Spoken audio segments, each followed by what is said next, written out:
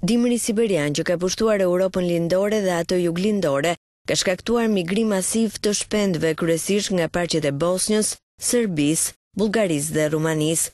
Lumi Danub që grumbullon një numër shumë të madh shpendësh ka ngrirë plotësisht, duke detyruar migrimin e shpendëve më në jug. Këto ditë pothuajse përgjatë gjithë Bregdetit dhe veçanërisht në zonat e liçenit të Shkodrës, lagunave në Shëngjin dhe Fushë Kuqe, por edhe në Divjak, janë shfaqur një numër i pazakontë i shpendëve. Këtë e konfirmojnë edhe gjahatarët amator. Ata thonë se këto ditë kanë patur gjah. Tash pasojat ftoftit dimrit në Evropë. Edhe këtu. Ka është këtu me prej Bullgarijet, Romanijet, Gjermanijet, Polonijet, në vendet ftofta.